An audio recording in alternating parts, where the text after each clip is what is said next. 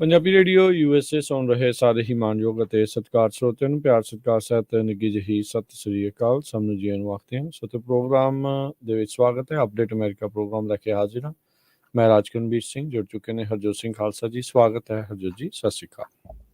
ਸਤਿ ਸ਼੍ਰੀ ਅਕਾਲ, ਧੰਨਵਾਦ ਜੀ ਆਇਆਂ ਨੂੰ। ਪੰਜਾਬੀ ਰੇਡੀਓ USA ਦੇ ਜਿੰਨੇ ਵੀ ਸਰੋਤੇ ਸਾਡੇ ਸਾਰੇ ਹੀ AM ਸਟੇਸ਼ਨ, FM ਸਟੇਸ਼ਨ, ਘਰਾਂ ਦੇ ਵਿੱਚ ਰੇਡੀਓ ਸੈਟਸ ਦੇ ਰਾਹੀਂ, ਟੈਲੀਫੋਨ ਦੇ ਰਾਹੀਂ, ਫੇਸਬੁੱਕ, YouTube ਤੇ ਲਾਈਵ ਦੇਖ ਰਹੇ ਹੋ, ਸੁਣ ਰਹੇ ਹੋ, ਸਾਰਿਆਂ ਨੂੰ ਜੀ ਆਇਆਂ ਨੂੰ ਤੇ ਬਹੁਤ ਹੀ ਪਿਆਰ ਤੇ ਸਤਿਕਾਰ ਭਰੀ ਸਤਿ ਸ਼੍ਰੀ ਅਕਾਲ। ਸਰੋਤਿਓ, ਅੱਜ ਦਸੰਬਰ ਦੀ 19 ਤਰੀਕ ਆ, ਦਿਨ ਸੋਮਵਾਰ ਆ। ਤੁਹਾਡੇ ਲਈ ਸਵੇਰ ਦਾ ਅਪਡੇਟ ਅਮਰੀਕਾ ਪ੍ਰੋਗਰਾਮ ਲੈ ਕੇ ਹਾਜ਼ਰ ਹੋਏ ਆ। ਸਾਡੇ ਅੱਜ ਦੇ ਪ੍ਰੋਗਰਾਮ ਨੂੰ ਸਪਾਂਸਰ ਕਰਦੇ ਨੇ ਖਾਲਸਾ ਇੰਸ਼ੋਰੈਂਸ ਏਜੰਸੀ, ਜਿਨ੍ਹਾਂ ਦੇ ਕੋਲੋਂ ਤੁਸੀਂ ਹਰ ਤਰੀਕੇ ਦੀ ਇੰਸ਼ੋਰੈਂਸ ਕਰਵਾ ਸਕਦੇ ਹੋ। ਇੰਸ਼ੋਰੈਂਸ ਬਾਰੇ ਪਤਾ ਕਰਨ ਲਈ ਕਾਲ ਕਰ ਸਕਦੇ ਹੋ। ਨੰਬਰ 408 272 2500 4082722500।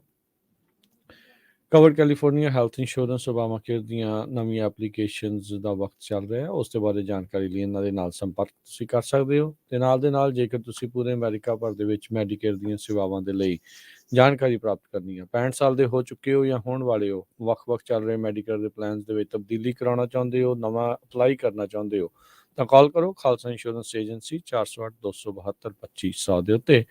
ਟੇਰਕੇਨ ਇਮੀਗ੍ਰੇਸ਼ਨ ਲਾ ਫਰਮ, ਇਮੀਗ੍ਰੇਸ਼ਨ ਦਾ ਹੋਵੇ ਕਿਸੇ ਵੀ ਤਰੀਕੇ ਦਾ ਕੰਮ, ਕਾਲ ਅਟਰਨੀ ਜੇ ਟੇਰਕੇਨ 415 909 0503। Manjeet Singh, Narendra Kaur Kular, Avtar Singh, Manzil Clovis, Satnam Singh, Amarjit Singh Dasan, Sunny Purewal, Yuba City, Paramjit Singh Deol, Fresno, Lakhvir Samra, Texas, Jarnail Singh Johal, Harnek Singh Pabla, Renton, Washington, Onkar Singh, Fresno, Sarabjit Singh, London gas and food, Elko, Nevada, Karamvir Singh, Turlock, Harjit Singh, Lathrop, Antelope, truck stop, Burns, Wyoming, Gurpal Singh Gill, Sacramento, Sewak Singh, Hollister, Binder Dhaliwal, Major Sidhu, Gurmel, Laddar, Bakersfield, Dharam Singh, Kuldeep Sangha, Bakersfield. ਇਹਨਾਂ ਸਾਰਿਆਂ ਦਾ ਧੰਨਵਾਦ। ਜੇਕਰ ਤੁਸੀਂ ਜਾਂ ਕੋਈ ਹੋਰ ਕਾਰੋਬਾਰ ਇਸ ਪ੍ਰੋਗਰਾਮ ਨੂੰ ਸਪਾਂਸਰ ਕਰਨਾ ਚਾਹੁੰਦੇ ਹੋ, ਸੰਪਰਕ ਕਰ ਸਕਦੇ ਹੋ ਨੰਬਰ 408 722 7698 ਦੇ ਉੱਤੇ। ਜੀ, ਅੱਜ ਦੀਆਂ ਖਬਰਾਂ ਵੱਲ ਆਈਏ ਤੇ ਆਪਣੇ ਗੁਆਂਢੀ ਮੁਲਕ ਕੈਨੇਡਾ ਦੇ ਵਿੱਚ ਓਨਟਾਰੀਓ ਸਟੇਟ ਦੇ ਵਿੱਚ ਕੱਲ ਸ਼ੂਟਿੰਗ ਹੋਈ ਆ, ਜਿਹਦੇ ਨਾਲ 5 ਜਾਣਿਆਂ ਦੀ ਮੌਤ ਹੋ ਗਈ ਆ। ਕਹਿੰਦੇ ਕਿ ਇੱਕ ਅਪਾਰਟਮੈਂਟ ਕੰਪਲੈਕਸ ਦੇ ਵਿੱਚ ਇੱਕ ਬੰਦੇ ਨੇ ਗੋਲੀਆਂ ਚਲਾਤੀਆਂ, ਜਿਹਦੇ ਨਾਲ 5 ਜਾਣਿਆਂ ਦੀ ਮੌਤ ਹੋਈ ਹੈਗੀ ਆ। ਬੋਗਨ 30 ਕਿਲੋਮੀਟਰ 19 ਮੀਲ ਨਾਰਥ ਆਫ ਟੋਰਾਂਟੋ ਹੈਗਾ ਆ। ਤੇ ਇੰਜਰਡ ਵੀ ਕਾਫੀ ਲੋਕ ਹੋਏ ਆ, ਜਿਨ੍ਹਾਂ ਨੂੰ ਹਸਪਤਾਲ ਲਿਜਾਇਆ ਗਿਆ ਹੈਗਾ। ਯਾਰਕ ਪੁਲਿਸ ਦਾ ਚੀਫ ਜਿਮ ਮੈਕਸਵੀਅਨ, ਉਸਨੇ ਇਹ ਕਿਹਾ ਆ ਵੀ ਇਹ ਬਹੁਤ ਹੀ ਹਰੰਡਸ ਸੀਨ ਆ, ਬਹੁਤ ਹੀ ਮਾੜਾ ਦ੍ਰਿਸ਼ ਸੀਗਾ, ਜਦੋਂ ਉਸਨੇ ਦੇਖਿਆ ਵੀ ਵਿਕਟਮਸ ਲੰਮੇ ਪਏ ਹੋਏ ਹੈਗੇ ਆ, ਮਰੇ ਹੋਏ ਫਲੈਟ ਦੇ ਵਿੱਚ। ਤੇ ਕਹਿੰਦੇ ਵੀ ਰਾਈਟ ਨਾਓ ਅਸੀਂ ਜਿਹੜੇ ਪਰਿਵਾਰ ਆ ਉਹਨਾਂ ਨੂੰ ਨੋਟੀਫਿਕੇਸ਼ਨ ਦੇ ਰਹੇ ਆ, ਉਹਨਾਂ ਨੂੰ ਦੱਸ ਰਹੇ ਹੈਗੇ ਆ ਕਿਹੜੇ ਕਿਹੜੇ ਪਰਿਵਾਰ ਦੇ ਮੈਂਬਰਸ ਵਿਕਟਮ ਹੈਗੇ ਆ। ਓਨਟਾਰੀਓ ਦੇ ਸਪੈਸ਼ਲ ਇਨਵੈਸਟੀਗੇਸ਼ਨ ਯੂਨਿਟ ਜੋ ਦੱਸਦਾ ਆ, ਪ੍ਰੂਵ ਕਰਦਾ ਆ ਵੀ ਪੁਲਿਸ ਕਿਸ ਤਰ੍ਹਾਂ ਜਿਹੜੀਆਂ ਮੌਤਾਂ ਇਹ ਹੋਈਆਂ ਹੈਗੀਆਂ, ਉਹਨਾਂ ਨੇ ਇਹ ਦੱਸਿਆ ਵੀ 73 ਸਾਲਾਂ ਦਾ ਵੀ ਉਹਦੇ ਵਿੱਚ ਬਜ਼ੁਰਗ ਸੀਗਾ। ਮਿਸਟਰ ਮੈਕਸਵੀਅਨ ਨੇ ਇਹ ਕਿਹਾ ਵੀ ਕਿਸੇ ਤਰ੍ਹਾਂ ਦੀ ਵੀ ਹੁਣ ਪਬਲਿਕ ਨੂੰ ਥ੍ਰੈਟ ਨਹੀਂ, ਕਿਉਂਕਿ ਜੋ ਜਿਸਨੇ ਗੋਲੀਆਂ ਚਲਾਈਆਂ ਸੀ ਉਸ ਨੂੰ ਵੀ ਜਿਹੜਾ ਆ ਮਾਰ ਦਿੱਤਾ ਗਿਆ ਹੈਗਾ। ਬੋਗਨ ਦੇ ਮੇਅਰ ਸਟੀਫਨ ਡੈਲ ਡੁਕਾ, ਉਹਨਾਂ ਨੇ ਕਿਹਾ ਵੀ ਮੈਂ ਪਰਿਵਾਰ ਦੇ ਨਾਲ ਤੇ ਜੋ ਵਿਕਟਮਸ ਹੈਗੇ ਆ ਉਹਨਾਂ ਦੇ ਨਾਲ ਕੰਡੋਲੈਂਸਿਸ ਜਿਹੜੀਆਂ ਐਕਸਟੈਂਡ ਕਰਦਾ ਹੈਗਾ ਆ। ਤੇ ਜਿਹੜੇ ਫਸਟ ਰਿਸਪੌਂਡਰ ਸੀਗੇ ਉਹ ਬੜੇ ਬਹਾਦਰ ਸੀਗੇ, ਉਹਨਾਂ ਨੇ ਸਿਚੁਏਸ਼ਨ ਨੂੰ ਜਲਦੀ ਤੋਂ ਜਲਦੀ ਜਿਹੜਾ ਆ ਕੰਟਰੋਲ ਦੇ ਵਿੱਚ ਲੈ ਲਿਆ। ਓਨਟਾਰੀਓ ਦੇ ਪ੍ਰੀਮੀਅਰ ਡਗ ਫੋਰਡ, ਜੋ ਉਹਨਾਂ ਨੇ ਇਹ ਕਿਹਾ ਆ ਵੀ ਟਵਿੱਟਰ ਦੇ ਉੱਤੇ ਵੀ ਮੈਂ ਬਹੁਤ ਸ਼ੌਕ ਤੇ ਸੈਡਨਡ ਹੈਗਾ ਆ ਤੇ ਇਹਨਾਂ ਸ਼ੂਟਿੰਗਸ ਕਰਕੇ, ਤੇ ਵਿਕਟਮਸ ਦੇ ਬਾਰੇ ਅਸੀਂ ਸੋਚ ਰਹੇ ਹੈਗੇ ਆ। ਹਾਲਾਂਕਿ ਕੈਨੇਡਾ ਦੇ ਵਿੱਚ ਸਾਡੇ ਆਪਣੇ ਮੁਲਕ USA ਦੇ ਮੁਕਾਬਲੇ ਬਹੁਤ ਘੱਟ ਸ਼ੂਟਿੰਗਸ ਹੁੰਦੀਆਂ ਹੈਗੀਆਂ, ਪਰ ਪਿਛਲੇ ਮਈ ਦੇ ਵਿੱਚ ਕੈਨੇਡਾ ਨੇ 1500 ਦੇ ਕਰੀਬ ਮਿਲਟਰੀ ਗ੍ਰੇਡ ਜਾਂ ਅਸੌਲਟ ਸਟਾਈਲ ਜਿਹੜੇ ਫਾਇਰ ਆਰਮਸ ਆ, ਜਿਹੜੀਆਂ ਗਨਸ ਹੈਗੀਆਂ, ਉਹਨਾਂ ਨੂੰ ਬੈਨ ਕਰ ਦਿੱਤਾ ਸੀ। ਇਹ ਉਸ ਟਾਈਮ ਕੀਤਾ ਸੀ ਜਦੋਂ ਇੱਕ ਬੰਦੇ ਨੇ 22 ਲੋਕਾਂ ਨੂੰ ਨੋਵਾ ਸਕੋਸ਼ੀਆ ਦੇ ਵਿੱਚ ਮਾਰ ਦਿੱਤਾ ਸੀ। ਜੀ, ਉੱਥੇ ਲਗਾਤਾਰ ਗਨਸ ਨੂੰ ਲੈ ਕੇ ਬਹੁਤ ਸਖਤੀ ਜਿਹੜੀ ਉਹ ਹੋ ਰਹੀ ਹੈ, ਪਰ ਉਹਨਾਂ ਸਾਰੀਆਂ ਚੀਜ਼ਾਂ ਦੇ ਬਾਵਜੂਦ ਇੱਦਾਂ ਦੀਆਂ ਘਟਨਾਵਾਂ ਜਦੋਂ ਵਾਪਰਦੀਆਂ, ਇੱਕ ਵਾਰੀ ਚੌਂਚ ਫੇਰੇ ਜਿਹੜੀ ਆ ਹਲਚਲ ਜਿਹੜੀ ਇਸ 'ਤੇ ਕਰਕੇ ਮੱਚ ਜਾਂਦੀ ਆ। ਸੋ ਹੁਣ ਇਹ ਇੱਕ ਬੰਦੇ ਦੇ ਜਿਹੜੇ ਉਹ ਕਰਕੇ 5 ਜਾਣਿਆਂ ਦੀ ਜਾਨ ਜਿਹੜੀ ਉਹ ਚਲੀ ਗਈ ਆ। ਹੌਲੀ ਹੌਲੀ ਜਿਹੜੇ ਮਾਮਲੇ ਆ ਉਹ ਉਸ ਦੇ ਵਿੱਚ ਸਾਹਮਣੇ ਆਊਗਾ ਕਿ ਜਾਂਚ ਜਿਹੜੀ ਉਹ ਇਸ ਟਾਈਮ ਚੱਲ ਰਹੀ ਆ, ਅਤੇ ਦੇਖੋ ਕੀ ਇਸ ਦੇ ਵਿੱਚ ਬਣਦਾ ਹੈ। ਅਗਲੀ ਜਿਹੜੀ ਹਰਜੋਤ ਸਿੰਘ ਦੀ ਗੱਲ ਕਰਦੇ ਜਾਈਏ, ਰੂਸ ਦੇ ਦੁਆਰਾ ਯੂਕਰੇਨ ਦੇ ਉੱਤੇ ਹੋਰ ਹਮਲੇ ਜਿਹੜੇ ਉਹ ਕੀਤੇ ਗਏ ਆ।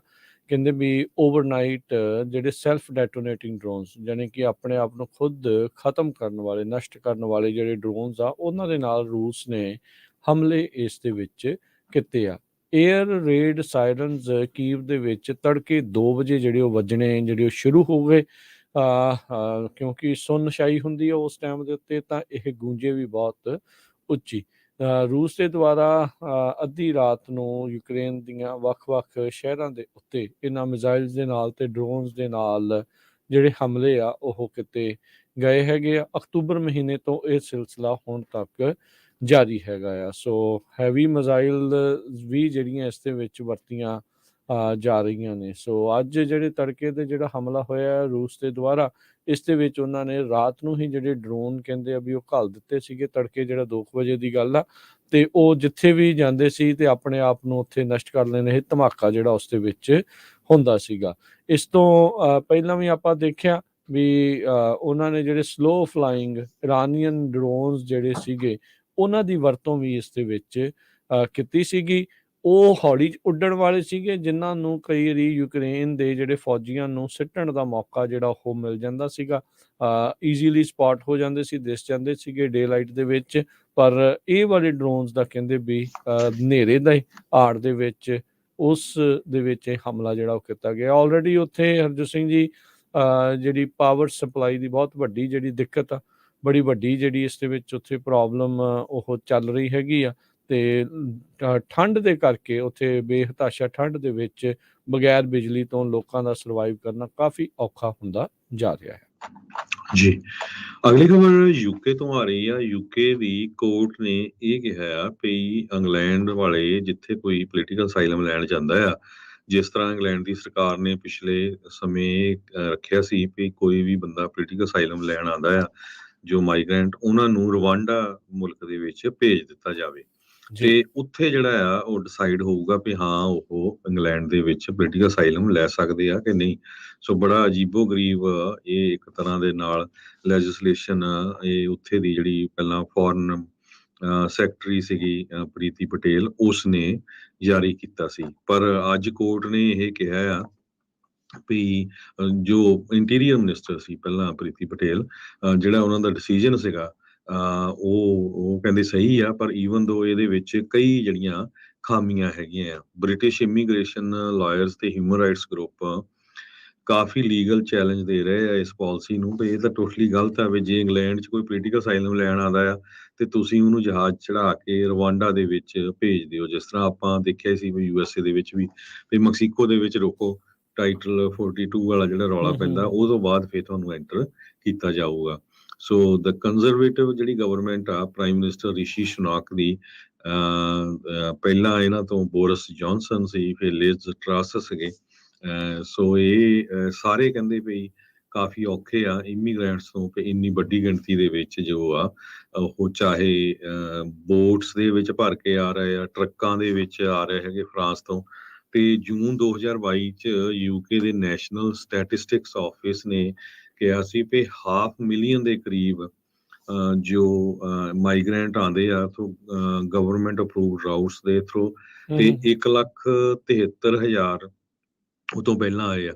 45,000 ਮਾਈਗ੍ਰੈਂਟਸ ਜੋ ਆ ਉਹ ਸਮਾਲ ਬੋਟਸ ਦੇ ਵਿੱਚ ਆਏ ਹੈਗੇ ਆ ਇੰਗਲਿਸ਼ ਚੈਨਲ ਦੇ ਥਰੂ ਫਰਾਂਸ ਵੱਲ ਦੀ, ਤੇ 2021 ਚ 30,000 ਆਏ ਸੀ। ਸੋ ਇੰਨੇ ਜ਼ਿਆਦਾ ਉੱਥੇ ਵੀ ਲੋਕ ਇੰਗਲੈਂਡ ਨੂੰ ਜਾਣ ਨੂੰ ਭੱਜ ਰਹੇ ਆ। ਸੋ ਜਿਸ ਤਰ੍ਹਾਂ ਮੈਂ ਦੱਸਿਆ ਹੀ ਆ ਵੀ ਪਹਿਲਾਂ 1,73,000 2021 ਚ, ਤੇ 2022 ਚੋਂ ਬਹੁਤ ਨੰਬਰ ਜਿਹੜਾ 5 ਲੱਖ ਵੱਧ ਗਿਆ ਹੈਗਾ। ਸੋ ਰਵਾਂਡਾ ਦੇ ਵਿੱਚ ਜੋ ਪਾਰਟਨਰਸ਼ਿਪ ਹੈਗੀ ਆ ਬ੍ਰਿਟੇਨ ਦੀ ਇੰਟੀਰੀਅਰ ਮਿਨਿਸਟਰ ਨੇ ਇਹ ਦੱਸਿਆ ਆ, ਤੇ ਉਹ ਰਵਾਂਡਾ ਦੀ ਸਰਕਾਰ ਨੂੰ, ਅਫਰੀਕਨ ਨੇਸ਼ਨ ਨੂੰ ਪੈਸੇ ਦਿੰਦੇ ਹੈਗੇ ਆ ਉੱਥੇ ਇਮੀਗ੍ਰੈਂਟਸ ਨੂੰ ਰੱਖਣ ਦੇ ਲਈ, ਤੇ ਉਹਨਾਂ ਨੂੰ ਐਜ਼ ਏ ਇਲੀਗਲੀ ਹੀ ਜਾਣਿਆ ਜਾਂਦਾ ਹੈਗਾ। ਇੰਟਰਨੈਸ਼ਨਲ ਆਰਗੇਨਾਈਜੇਸ਼ਨ ਜਿਨ੍ਹਾਂ ਦੇ ਵਿੱਚ UNHR ਤੇ ਯੂਨਾਈਟਿਡ ਸਟੇਟਸ ਰਿਫਿਊਜੀ ਏਜੰਸੀ ਹੈਗੀ ਆ, ਉਹਨਾਂ ਨੇ ਇਹ ਕੰਸਰਨ ਆਪਣੇ ਕਾਫੀ ਉਠਾਏ ਹੈਗੇ ਆ ਵੀ ਇਹ ਬਹੁਤ ਮਾੜੀ ਗੱਲ ਹੈਗੀ ਆ ਬ੍ਰਿਟਿਸ਼ ਗਵਰਨਮੈਂਟ ਦੀ, ਜਿਹੜੀ ਵੀ ਇਸ ਤਰ੍ਹਾਂ ਤੁਸੀਂ ਜਿਹੜਾ ਵੀ ਪੋਲੀਟੀਕਲ ਅਸਾਈਲਮ ਦੇਣਾ ਤੇ ਦੂਜੇ ਮੁਲਕ ਦੇ ਵਿੱਚ ਲੋਕਾਂ ਨੂੰ ਭੇਜ ਦਿਓ। ਜੀ ਜੀ ਬਿਲਕੁਲ। ਅਗਲੀ ਜਿਹੜੀ ਹਰਜੋਤ ਦੀ ਗੱਲ ਕਰਦੇ ਜਾਈਏ, ਇੱਕ ਵੱਡਾ ਜਿਹੜਾ ਸਨੋ ਸਟਾਰਮ ਆ ਉਹ ਆ ਰਿਹਾ ਆ, ਕ੍ਰਿਸਮਸ ਅਗਲੇ ਵੀਕਐਂਡ ਦੇ ਉੱਤੇ ਹੈ, ਤੇ ਕਹਿੰਦੇ ਵੀ ਅਮਰੀਕਾ ਦੇ ਵਿੱਚ ਬਹੁਤ ਸਾਰੇ ਥਾਵਾਂ ਦੇ ਉੱਤੇ ਜਿਹੜਾ ਸਨੋ ਸਟਾਰਮ ਆ, ਖਾਸ ਕਰਕੇ ਪਲੇਨਸ ਦੇ ਵਿੱਚ ਤੇ ਨਾਰਥ ਈਸਟ ਵਾਲਾ ਜਿਹੜਾ ਇਲਾਕਾ ਆ ਉੱਧਰ ਕਾਫੀ ਜ਼ਿਆਦਾ ਬਰਫ਼ਬਾਰੀ ਹੋਣ ਦੀ ਕਿਆਸ ਰਹੀ ਆ। ਨੈਸ਼ਨਲ ਵੈਦਰ ਸਰਵਿਸ ਫੋਰਕਾਸਟ ਕਰਦੀ ਆ ਵੀ ਤੇਜ਼ ਹਵਾਵਾਂ ਦੇ ਨਾਲ ਜਿਹੜੀ ਹੱਡ ਚੀਰਵੀਂ ਠੰਡ ਜਿਹੜੀ ਆ ਉਹ ਉੱਥੇ ਮਹਿਸੂਸ ਹੋਊਗੀ, ਤੇ ਭਾਰੀ ਮੀਂਹ ਤੇ ਭਾਰੀ ਸਨੋ ਜਿਹੜੀ ਆ ਕ੍ਰਿਸਮਸ ਈਵ ਤੱਕ ਜਿਹੜੀ ਉਹ ਕਾਫੀ ਜ਼ਿਆਦਾ ਪੈ ਸਕਦੀ ਆ। ਆਲਦੋ ਬਹੁਤ ਸਾਰੇ ਲੋਕਾਂ ਨੂੰ ਛੁੱਟੀਆਂ ਇਸ ਵੀਕਐਂਡ ਦੇ ਉੱਤੇ ਜਿਹੜੀਆਂ ਹਰਜੋਤ ਸਿੰਘ ਜੀ ਹੋ ਜਾਣਗੀਆਂ ਜਾਂ ਹੋਣਗੀਆਂ, ਕਈਆਂ ਨੇ ਨਹੀਂ ਵੀ ਹੋਣੀ ਤੇ ਉਹਨਾਂ ਨੇ ਕੰਮਾਂ ਕਾਰਾਂ ਦੇ ਉੱਤੇ ਜਾਣਾ ਜਿਹੜਾ ਉਹ ਪੈਂਦਾ ਆ, ਪਰ ਕਹਿੰਦੇ ਆ ਵੀ ਕਾਫੀ ਬਰਫ਼ਬਾਰੀ ਪੈਣ ਦੀ ਸੰਭਾਵਨਾ ਆ। ਮੇਜਰ ਜਿਹੜੀਆਂ ਈਸਟ ਕੋਸਟ ਦੇ ਵਿੱਚ ਸ਼ਹਿਰ ਹੈਗੇ ਨੇ, ਜਿਹੜੀਆਂ ਉੱਥੇ ਦੇ ਸੂਬੇ ਨੇ, ਉਹਨਾਂ ਦੇ ਵਿੱਚ ਭਾਰੀ ਬਰਫ਼ਬਾਰੀ ਪੈਣ ਦੀ ਕਿਆਸ ਰਹੀਆਂ ਨੇ। ਸੋ ਜਿਨ੍ਹਾਂ ਨੇ ਇਹਨਾਂ ਦਿਨਾਂ ਦੇ ਵਿੱਚ ਹੁਣ ਟਰੈਵਲ ਕਰਨਾ ਆ, ਉਹਨਾਂ ਦੇ ਟਰੈਵਲ ਪਲਾਨਸ ਆ ਉਹ ਅਪ ਐਂਡ ਹੋ ਸਕਦੇ ਆ, ਕਿਸੇ ਦੀਆਂ ਫਲਾਈਟਾਂ ਕੈਂਸਲ ਰੱਦ ਵੀ ਹੋ ਸਕਦੀਆਂ, ਡਿਲੇ ਹੋਣਾ ਜਿਹੜਾ ਅਜਿਹੇ ਮੌਸਮ ਦੇ ਵਿੱਚ ਸੁਭਾਵਿਕ ਰਹਿੰਦਾ ਜੀ। ਬਾਈਨਾਂਸ USA ਦੀ ਜਿਹੜੀ ਕੰਪਨੀ ਆ ਉਹ ਬੈਂਕਰਪਟ ਕ੍ਰਿਪਟੋ ਐਕਸਚੇਂਜ ਵੋਇਜਰ ਨੂੰ ਐਕਵਾਇਰ ਕਰਨ ਜਾ ਰਹੀ ਆ $1 ਬਿਲੀਅਨ ਦੇ ਜਿਹਦੇ ਕੋਲ ਐਸੈਟਸ ਹੈਗੇ ਆ। FTX ਨਾਲ ਪਹਿਲਾਂ ਡੀਲ ਚੱਲ ਰਹੀ ਸੀ, ਉਹ ਫੇਲ ਹੋ ਗਈ, ਤੇ ਉਸ ਤੋਂ ਬਾਅਦ ਹੁਣ ਵੋਇਜਰ ਡਿਜੀਟਲ ਨੇ ਅੱਜ ਅਨਾਉਂਸ ਕੀਤਾ ਆ ਵੀ ਬਾਈਨਾਂਸ USA ਸੈਕੰਡ ਬਿਡਰ ਸੀਗਾ ਉਹਨਾਂ ਨੂੰ ਜੋ ਐਕਵਾਇਰ ਕਰਨ ਜਾ ਰਿਹਾ ਹੈਗਾ ਆ। ਕੰਪਨੀ ਦੇ ਕੋਲ billions of dollar worth of crypto end of 2021 ਦੇ ਵਿੱਚ ਸੀਗੀ। ਉਹ ਤੋਂ ਬਾਅਦ ਉਹਨਾਂ ਦੇ ਬੈਡ ਬੈਟਸ ਹੋਏ, ਜਿਹਦੇ ਵਿੱਚ 3 Arrow ਕੈਪੀਟਲ, ਅਲਾਮੀਡਾ ਰਿਸਰਚ ਨੇ ਕਾਫੀ ਜਿਹੜੇ ਆ ਇਹਨਾਂ ਦਾ ਕੈਪੀਟਲ ਨੂੰ ਡਾਊਨ ਕਰ ਦਿੱਤਾ। ਬਾਈਨਾਂਸ USA ਜੋ ਐਕਵਾਇਰ ਕਰੂਗਾ ਕ੍ਰਿਪਟੋ ਐਸੈਟਸ ਤੇ ਕਸਟਮਰ ਡਿਪੋਜ਼ਿਟ ਜੋ ਵਾਈਜ਼ਰ ਡਿਜੀਟਲ ਦੇ ਹੈਗੇ, $1.02 ਬਿਲੀਅਨ ਦੀ ਇਹ ਡੀਲ ਹੈਗੀ ਆ। ਕਾਫੀ ਹਫ਼ਤਿਆਂ ਬਾਅਦ ਹੋਈ ਆ, ਜਦੋਂ FTX ਵਾਈਜ਼ਰ ਦੀ ਐਕੁਜ਼ੀਸ਼ਨ ਫੇਲ ਹੋ ਗਈ, ਕਿਉਂਕਿ FTX ਕਲੈਪਸ ਕਰ ਗਈ ਤੇ ਸੈਮ ਬੈਂਕਮੈਨ ਫਰਾਈਡ ਜਿਹੜਾ ਆ ਉਹ ਅਰੈਸਟ ਹੋ ਗਿਆ। ਸੋ ਕਹਿੰਦੇ ਵੀ ਇੱਕ ਤਰ੍ਹਾਂ ਨਾਲ ਬਾਈਨਾਂਸ USA ਦੇ ਵਿੱਚ ਡੀਫੈਕਟੋ ਸਬਸਿਡਰੀ ਐਕਟ ਕਰ ਰਹੀ ਹੈਗੀ ਆ, ਪਰ ਅੱਜ ਕੱਲ ਜੋ ਕ੍ਰਿਪਟੋ ਕਰੰਸੀ ਨੂੰ ਲੈ ਕੇ ਜਿਹੜੇ ਲੋਕ ਇਹਦੇ ਵਿੱਚ ਇਨਵੋਲਵ ਸੀ ਉਹਨਾਂ ਦਾ ਬਹੁਤ ਬੁਰਾ ਹਾਲ ਆ, ਕਿਉਂਕਿ ਲਗਭਗ 90% ਜੋ ਕ੍ਰਿਪਟੋ ਦੀ ਵੈਲਿਊ ਸੀਗੀ ਉਹ ਡਾਊਨ ਹੋ ਚੁੱਕੀ ਹੈਗੀ ਆ। ਜੀ ਜੀ ਬਿਲਕੁਲ। ਇਹਦੇ ਵਿੱਚ ਜਿਹੜਾ ਹਰਜੋਤ ਸਿੰਘ ਜੀ, ਪਰ ਜਿਹੜਾ ਇਹ ਮੂਵ ਆ ਇਹ ਕ੍ਰਿਪਟੋ ਕਰੰਸੀ ਦੇ ਜਿਹੜੇ ਚਾਹਣ ਵਾਲਿਆਂ ਨੂੰ ਬੜਾ ਜਿਹੜਾ ਉਤਸ਼ਾਹਿਤ ਕਰ ਰਿਹਾ ਆ। ਉਹ ਇਹ ਵੀ ਦੇਖਦੇ ਆ ਵੀ ਜਿਹੜੇ ਬਾਈਨਾਂਸ ਵਰਗੀ, ਕਿਉਂਕਿ ਹੁਣ one of the biggest crypto ਜਿਹੜੀ ਕੰਪਨੀ ਆ ਉਹ ਇਸ ਟਾਈਮ ਉੱਭਰ ਕੇ ਉਹ ਆ ਰਹੀ ਆ, ਤੇ ਉਹ ਕਹਿੰਦੇ ਵੀ ਇਹਦੇ ਨਾਲ ਉਹਨਾਂ ਨੂੰ ਲੱਗਦਾ ਵੀ ਕ੍ਰਿਪਟੋ ਦਾ ਭਵਿੱਖ ਅਜੇ ਵੀ ਹੈ। ਦੇਖੋ, ਇਹ ਕੋਈ ਫਾਈਨੈਂਸ਼ੀਅਲ ਸਲਾਹ ਨਹੀਂ ਆ ਇੱਥੇ, ਨਾ ਹੀ ਜਿਹੜੀ ਕ੍ਰਿਪਟੋ ਖਰੀਦਣਾ ਚਾਹੀਦਾ ਨਹੀਂ ਖਰੀਦਣਾ ਚਾਹੀਦਾ, ਉਹ ਤਾਂ ਤੁਹਾਡੇ ਆਪਣੇ ਦੇ ਉੱਤੇ ਜਿਹੜਾ ਉਹ ਹੈ, ਪਰ ਇਹ ਇੱਕ ਵੱਡਾ ਮੂਵ ਜਿਹੜਾ ਉਹ ਦੇਖਿਆ ਜਾ ਰਿਹਾ ਕ੍ਰਿਪਟੋ ਕਰੰਸੀ ਦੀ ਜਿਹੜੀ ਇਸ ਮਾਰਕੀਟ ਆ ਉਸ ਦੇ ਵਿੱਚ। ਸੋ ਬਿਲੀਅਨਸ ਆਫ ਡਾਲਰ ਦਾ ਨੁਕਸਾਨ ਅਜੇ ਰੀਸੈਂਟਲੀ ਝੱਲ ਕੇ ਹਟੇ ਆ ਜਿਹੜੇ ਉਹ ਲੋਕ, ਤੇ ਇੱਧਰ ਦੂਜੀ ਕੰਪਨੀ ਨੇ ਮੌਕਾ ਦੇਖਦੇ ਹੋਏ $1 ਬਿਲੀਅਨ ਦੇ ਵਿੱਚ ਵਾਈਜ਼ਰ ਡਿਜੀਟਲ ਨੂੰ ਜਿਹੜਾ ਉਹ ਖਰੀਦ ਲਿਆ ਹੈਗਾ ਆ। ਸੋ FTX ਵਾਲਾ ਉਹ ਅੰਦਰ ਆ, ਉਹਨੂੰ ਹੁਣ ਦੇਖੋ ਕਦੋਂ ਅਮਰੀਕਾ ਦੇ ਵਿੱਚ ਹਵਾਲਗਰੀ ਜਿਹੜੀ ਉਹ ਮਿਲਦੀ ਆ। ਆਲਰੇਡੀ ਜਿਹੜੇ ਫੈਡਰਲ ਚਾਰਜਿਸ ਉਸ ਦੇ ਉੱਤੇ ਕਈ ਜਿਹੜੇ ਉਹਨਾਂ ਨੇ ਲਾ ਦਿੱਤੇ, ਇੱਥੋਂ ਤੱਕ ਕਿ ਬਹਾਮਸ ਜਿੱਥੇ ਫੜਿਆ ਉਹਨਾਂ ਨੇ ਆਪਣੇ ਚਾਰਜਿਸ ਵੀ ਉੱਥੇ ਉਸ ਨੂੰ ਲਾਏ ਹੈਗੇ ਆ। ਜਿਹੜਾ ਸੈਮ ਫਰਾਈਡ ਬੈਂਕਮੈਨ ਜਿਹੜਾ ਸੀਗਾ ਉਸ ਨੂੰ ਜਿਹੜਾ ਉਹ ਲੈ ਕੇ। ਸੋ ਦੇਖੋ ਅੱਗੇ ਕੀ ਬਣਦਾ ਹੈ, ਪਰ ਕ੍ਰਿਪਟੋ ਕਰੰਸੀ ਦੀ ਜਿਹੜੀ ਮਾਰਕੀਟ ਆ ਬਿਲਕੁਲ ਜਿੱਦਾਂ ਸਟਾਕਸ ਵਾਂਗੂ ਹੁੰਦਾ ਹੈ, ਕਦੀ ਉੱਤੇ ਕਦੀ ਥੱਲੇ, ਇੱਦਾਂ ਦੀ ਜਿਹੜੀ ਚੀਜ਼ ਆ ਜਿਹੜੀ ਹਰਜੋਤ ਸਿੰਘ ਜੀ ਜ਼ਰੂਰ ਆਪਾਂ ਨੂੰ ਦੇਖਣ ਨੂੰ ਮਿਲਦੀ ਉੱਥੇ ਰਹਿੰਦੀ ਹੈਗੀ ਆ। ਜੀ ਅਗਲੀ ਜਿਹੜੀ ਗੱਲ ਕਰਦੇ ਜਾਈਏ, ਅੱਜ ਜਿਹੜੀ ਹਰਜੋਤ ਸਿੰਘ ਦੀ ਖਬਰ ਆ ਰਹੀ ਆ ਵੀ ਸ਼ਾਇਦ ਜਿਹੜੀ 6 ਜਨਵਰੀ ਦੀ ਸਿਲੈਕਟ ਕਮੇਟੀ ਹੈ, ਜਿਹੜਾ ਪੈਨਲ ਆ, ਉਹ ਰੈਫਰ ਕਰੂਗਾ ਡਿਪਾਰਟਮੈਂਟ ਆਫ ਜਸਟਿਸ ਨੂੰ ਵੀ ਸਾਬਕਾ ਰਾਸ਼ਟਰਪਤੀ ਟਰੰਪ ਹੁਣਾਂ ਦੇ ਉਲਟ 3 ਜਿਹੜੇ ਕ੍ਰਿਮੀਨਲ ਚਾਰजेस ਆ ਜਿਹੜੇ ਉਹ ਲਗਾ ਦੇਣ। ਇਹ ਕਹਿੰਦੇ ਵੀ ਸਿਰਫ ਇੱਕ ਰੈਫਰਲ ਹੋਊਗਾ, ਡਿਪਾਰਟਮੈਂਟ ਆਫ ਜਸਟਿਸ ਨੇ ਇਹ ਕਦਮ ਚੱਕਣਾ ਕਿ ਨਹੀਂ ਉਹ ਉਹਨਾਂ ਦੇ ਉੱਤੇ ਜਿਹੜਾ ਉਹ ਰਹੇਗਾ। ਸੋ ਲੰਮੀ ਚੌੜੀ ਕਈ ਮਹੀਨੇ ਤੋਂ ਜਿਹੜੀ ਇਹ 6 ਜਨਵਰੀ ਦੀ ਸਿਲੈਕਟ ਕਮੇਟੀ ਜਿਹੜੀ ਬਣਾਈ ਗਈ ਆ, ਕਿੱਦਾਂ ਹੋਇਆ, ਕੌਣ ਇਸ ਦੇ ਪਿੱਛੇ ਜ਼ਿੰਮੇਵਾਰ ਸੀ। ਸੋ ਮੋਟੇ ਤੌਰ ਦੇ ਉੱਤੇ ਉਹ ਸਾਬਕਾ ਰਾਸ਼ਟਰਪਤੀ ਟਰੰਪ ਹੁਣਾਂ ਨੂੰ ਇਸ ਦੇ ਵਿੱਚ ਜ਼ਿੰਮੇਵਾਰ ਮੰਨਦੇ ਆ। 18 ਮਹੀਨੇ ਜਿਹੜੀ ਇਹ ਇਨਵੈਸਟੀਗੇਸ਼ਨ ਚੱਲੀ ਆ, 1.5 ਸਾਲ।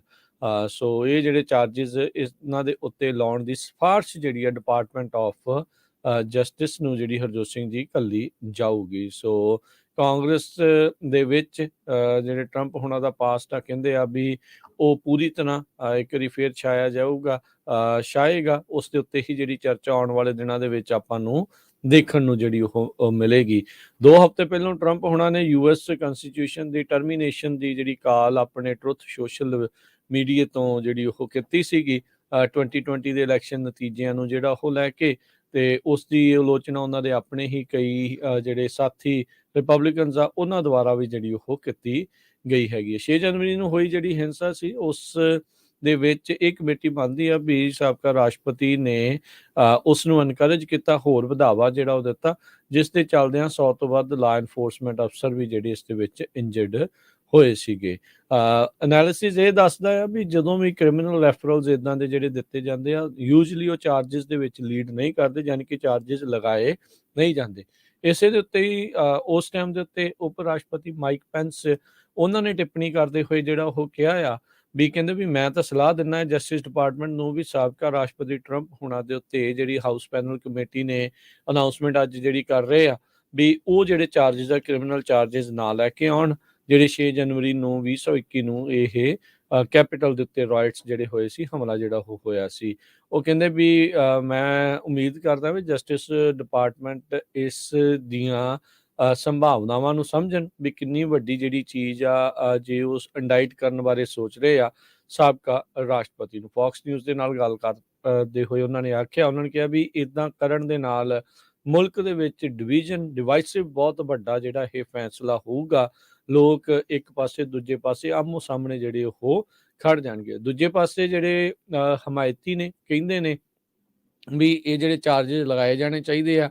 ਉਹ ਕਹਿੰਦੇ ਵੀ ਕਾਨੂੰਨ ਤੋਂ ਉੱਤੇ ਕੋਈ ਨਹੀਂ, ਚਾਹੇ ਉਹ ਸਾਬਕਾ ਰਾਸ਼ਟਰਪਤੀ ਕਿਉਂ ਨਾ ਹੋਵੇ, ਵੀ ਜੇ ਉਸਨੇ ਇਹ ਲੋਕਾਂ ਨੂੰ ਉਤਸ਼ਾਹਿਤ ਕਰਕੇ ਇਹ 6 ਜਨਵਰੀ ਵਾਲਾ ਹਿੰਸਾ ਜਿਹੜੀ ਉਹ ਕਰਵਾਈ ਹੈ ਤੇ ਉਸ ਦਾ ਖਾਮਿਆਜ਼ਾ ਜਿਹੜਾ ਉਸ ਨੂੰ ਭੁਗਤਣਾ ਜਿਹੜਾ ਉਹ ਚਾਹੀਦਾ ਹੈਗਾ ਆ। 2020 ਦੀਆਂ ਇਲੈਕਸ਼ਨ ਤੋਂ ਬਾਅਦ ਦੇ ਵਿੱਚ ਆਪਾਂ ਦੇਖਿਆ ਹੀ ਸੀ ਕੀ ਕੁਛ ਜਿਹੜਾ ਇਹ ਵਾਪਰਿਆ ਹੈ, ਤੇ ਹੁਣ 18 ਮਹੀਨੇ ਤੋਂ ਚੱਲਦੀ ਆ ਰਹੀ ਇਨਵੈਸਟੀਗੇਸ਼ਨ, ਕਿਉਂਕਿ ਇਹ ਕਾਂਗਰਸ ਦੇ ਦਿਨ ਵੀ ਜਿਹੜੇ ਹਰਜੋਤ ਸਿੰਘ ਜੀ ਕੁਛ ਹੀ ਦਿਨਾਂ ਦੇ ਵਿੱਚ ਪੂਰੇ ਹੋ ਜਾਣੇ ਆ।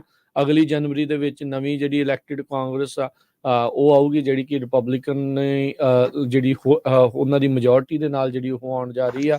ਸੋ ਲੱਗ ਤਾਂ ਇਹੀ ਰਿਹਾ ਵੀ ਉਹਨਾਂ ਨੇ ਆਉਂਦੇ ਪਹਿਲੋਂ ਇਹ ਜਿਹੜੀ ਕਮੇਟੀ ਦੀਆਂ ਸ਼ਾਇਦ ਉਸ ਦੇ ਉਲਟ ਜਾਣ, ਜਾਂ ਉਹ ਆਪਣੀ ਕੋਈ ਹੋਰ ਨਵੀਂ ਕਮੇਟੀ ਜਿਹੜੀ ਇਸ ਚੀਜ਼ ਦੇ ਵਿੱਚ ਬਿਠਾ ਸਕਦੇ ਆ। ਪਰ 2024 ਅਜੇ ਦੂਰ ਆ, ਪਰ ਸਿਆਸੀ ਮਾਹੌਲ ਪਹਿਲਾਂ ਹੀ ਗਰਮਾਉਣਾ ਇਸ ਮਾਮਲੇ ਦੇ ਵਿੱਚ ਸ਼ੁਰੂ ਹੋ ਚੁੱਕਾ ਹੈ। ਯੂਨਾਈਟਿਡ 에ਅਰਲਾਈਨ ਦੀ ਫਲਾਈਟ ਜੋ ਹੂਸਟਨ ਤੋਂ ਨੂੰ ਆ ਰਹੀ ਸੀ ਤੇ ਰੀਓ ਡੀ ਜਨੇਰੋ ਤੋਂ, ਉਸ ਦੇ ਉੱਤੇ ਕਾਫੀ ਟਰਬੂਲੈਂਸ ਹੋਈ, ਜਿਹਦੇ ਨਾਲ ਕਹਿੰਦੇ ਵੀ 5 ਜਾਣੇ ਬੁਰੀ ਤਰ੍ਹਾਂ ਫੱਟੜ ਹੋ ਗਏ। 3 ਯੂਨਾਈਟਿਡ 에ਅਰਲਾਈਨ ਦੇ EMPLOYEES ਤੇ 2 ਉਹਨਾਂ ਦੇ ਪੈਸੇਂਜਰ। ਯੂਨਾਈਟਿਡ 에ਅਰਲਾਈਨ ਦੀ ਫਲਾਈਟ 128 ਜਾਰਜ ਬੁਸ਼ ਇੰਟਰਕੌਂਟੀਨੈਂਟਲ 에ਅਰਪੋਰਟ ਤੇ ਜੋ ਪਹੁੰਚੀ, ਰੀਓ ਡੇ ਜਨੇਰੋ ਤੋਂ ਆ ਰਹੀ ਸੀ, ਤੇ ਕਹਿੰਦੇ ਭਈ ਫਲਾਈਟ ਦੇ ਵਿੱਚ ਟਰਬੂਲੈਂਸ ਬਹੁਤ ਜ਼ਿਆਦਾ ਆਈ, ਜਿਹਦੇ ਕਰਕੇ ਜੋ ਪੈਸੇਂਜਰ ਆ ਤੇ ਉਹਨਾਂ ਦੇ ਜੋ ਯੂਨਾਈਟਿਡ 에ਅਰਲਾਈਨ ਦੇ EMPLOYEE ਆ ਉਹਨਾਂ ਦੇ ਸੱਟਾਂ ਲੱਗ ਗਈਆਂ। ਯੂਨਾਈਟਿਡ 에ਅਰਲਾਈਨ ਇਹ ਹਜੇ ਅੱਜ ਹੋਇਆ, ਤੇ ਕੁਛ ਦਿਨ ਇੱਕ ਦਿਨ ਪਹਿਲਾਂ ਹੀ ਹਵਾਈਅਨ 에ਅਰਲਾਈਨ ਦੀ ਫਲਾਈਟ ਜਿਹੜੀ ਆ ਰਹੀ ਸੀ ਉਸ ਨੂੰ ਹੋਨਾਲੁਲੂ ਦੇ ਵਿੱਚ ਐਮਰਜੈਂਸੀ ਉਤਾਰਨਾ ਪਿਆ, ਕਿਉਂਕਿ ਉੱਥੇ ਵੀ ਬਹੁਤ ਜ਼ਿਆਦਾ ਟਰਬੂਲੈਂਸ ਸੀਗੀ, ਜਿਹਦੇ ਨਾਲ 35 ਜਾਣੇ ਕਾਫੀ ਫੱਟੜ ਹੋਏ ਤੇ 20 ਜਾਣਿਆਂ ਨੂੰ ਮੈਡੀਕਲ ਸਰਵਿਸ ਦੇ ਨਾਲ ਜਿਹੜਾ ਆ ਹਸਪੀਟਲ ਦੇ ਵਿੱਚ ਲਿਜਾਇਆ ਗਿਆ। ਤੇ ਕਹਿੰਦੇ ਵੀ 30 ਮਿੰਟ ਦੇ ਕਰੀਬ ਹਾਨਾਲੂਲੂ ਦੇ ਵਿੱਚ ਏਅਰ ਦੇ ਵਿੱਚ ਇਹ ਏਅਰਲਾਈਨ ਰਹੀ ਤੇ ਜਿਹਦੇ ਨਾਲ ਬਹੁਤ ਜ਼ਿਆਦਾ ਟਰਬੂਲੈਂਸ ਸੀ। ਜਦੋਂ ਤੁਹਾਨੂੰ ਪਤਾ ਹੀ ਆ, ਜਦੋਂ ਆਪਾਂ ਵੀ ਕਈ ਵਾਰੀ ਜਾਂਦੇ ਆ ਜੀ। ਜਹਾਜ਼ ਦੇ ਵਿੱਚ ਬਹੁਤ ਜ਼ਿਆਦਾ ਟਰਬੂਲੈਂਸ ਹੁੰਦੀ ਆ। ਸੋ ਇਹ 2 ਇੰਸੀਡੈਂਟ 2 ਦਿਨਾਂ ਦੇ ਵਿੱਚ ਵਾਪਰੇ। ਜੀ ਬਿਲਕੁਲ।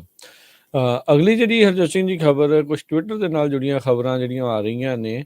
ਈਲਨ ਮਸਕ ਨੇ ਜਿਹੜੇ ਹੋਰ ਮੀਡੀਏ ਨੂੰ ਜਿਹੜੇ ਇਸ ਦੇ ਵਿੱਚ ਉਹਦੀਆਂ ਲਿੰਕਸ ਵਗੈਰਾ ਜਿਹੜੇ ਪ੍ਰਮੋਟ ਕੀਤੇ ਜਾਂਦੇ ਆ ਟਵਿੱਟਰ ਦੇ ਵਿੱਚ, ਉਸ ਦੇ ਉੱਤੇ ਰੋਕ ਲਾ ਦਿੱਤੀ। ਹੁਣ ਉਸ ਤੋਂ ਕਾਫੀ ਲੋਕ ਜਿਹੜੇ ਹੋਰ ਨਾਖੁਸ਼ ਵੀ ਜਿਹੜੇ ਉਹ ਨਜ਼ਰ ਆ ਰਹੇ ਆ। ਉਸ ਤੋਂ ਬਾਅਦ ਦੇ ਵਿੱਚ ਆਲਦੋ ਇਹ ਕੱਲ ਫੀਫਾ ਦੇ ਵਰਲਡ ਕੱਪ ਦੇ ਫਾਈਨਲ ਮੈਚ ਦੇ ਵਿੱਚ ਉੱਥੇ ਦੇਖਿਆ ਗਿਆ। ਉੱਥੋਂ ਲਾਈਵ ਟਵੀਟਿੰਗ, ਵੀਡੀਓਜ਼, ਫੋਟੋਜ਼ ਤੇ ਲਾਈਵ ਟਵੀਟ ਕਰਕੇ ਜਿਹੜਾ ਉੱਥੋਂ ਦਾ ਅੱਖੀਂ ਡਿੱਠਾ ਹਾਲ ਆਪ ਰਿਪੋਰਟਿੰਗ ਕਰਦੇ ਹੋਏ ਜਿਹੜਾ ਕਹਿੰਦੇ ਵੀ ਉਹ ਪੇਸ਼ ਉੱਥੇ ਕਰ ਰਿਹਾ ਸੀਗਾ ਕਤਰ ਤੋਂ, ਜਿੱਥੇ ਫਾਈਨਲ ਮੈਚ ਖੇਡਿਆ ਗਿਆ ਅਰਜਨਟੀਨਾ ਤੇ ਫਰਾਂਸ ਦੇ ਦਰਮਿਆਨ।